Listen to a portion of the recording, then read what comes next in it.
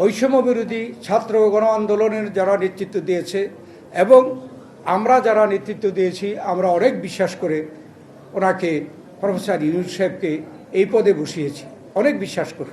কিন্তু তিনি জাপানে গিয়ে যে বক্তব্য রেখেছেন, এতে আমরা হতাশ। কেননা উনি বলেছেন একমাত্র নাকি বাংলাদেশে বিএনপি নির্বাচন চায়। আমি তো বলছি কে নির্বাচন চায় না? নির্বাচন তো সবাই চায়। কিন্তু আমরা বলেছি ডিসেম্বরের মধ্যে ইলেকশন হলে নির্বাচন কমিশনের সুবিধা, সরকারের সুবিধা, জনগণের সুবিধা, সেটা আমরা যুক্তি দেখিয়েছি।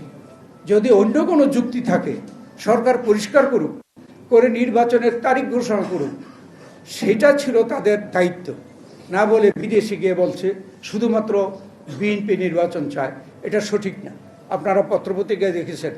তারপরে জাতীয় পত্রপত্রিকায় লেখা হয়েছে 52টি দল একত্রিত হয়ে নির্বাচন ডিসেম্বরে চায়, এবং সেই দলগুলোর নাম, নেতাদের নাম, তাদের বক্তব্য পত্রিকায় প্রকাশ হয়েছে।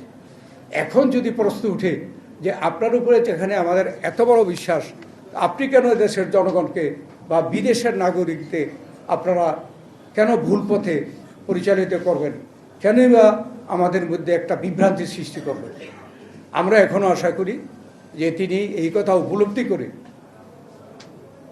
তিনি উপদেষ্টারা যারা অতিরিক্ত কথা বলে তাদের কর্মকাণ্ডের মাধ্যমে বিতর্কিত, আমরা সেটাও দাবি করেছি যে বিতর্কিত উপদেষ্টা, তাদের মতে যারা বিতর্কিত উপদেষ্টা, তাদেরকে বাতিল করে তত্ত্বাবধায়ক সরকারের আদলে ছোট্ট যদি পরিষদ করে, উপদেষ্টা পরিষদ, তাহলে সেখানে মতামতের ছোট হইলে মতামত কম থাকে, তাদের পক্ষেই সেই নির্বাচনটা অনুষ্ঠান করা সুন্দর হবে।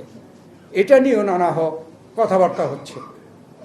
অতএব আমরা যদি বাংলাদেশে আমরা শহীদ প্রেসিডেন্ট জিয়াউর রহমানের যে আমরা আলোচনা করলাম, এই দীর্ঘ বলি নেই, কেন এমনি অনেক দেরি হয়ে গেছে, তো সেই জিয়াউর রহমানের প্রদর্শিত যে স্বাধীনতা, সার্বভৌমত্ব রক্ষা, শক্তিশালী করা, গণতন্ত্রকে পুনরুদ্ধার করা, দেশকে অর্থনৈতিক, সামাজিক সকল ক্ষেত্রে উন্নয়ন এবং সারা বিশ্বে এই বাংলাদেশকে উন্নত অবস্থায় তুলে নেওয়ার জন্য ভবিষ্যৎ সরকারকে যাতে আমরা সমর্থন করতে পারি, সেই লক্ষ্যে আমরা সকলে ঐক্যমত হয়ে কাজ করব।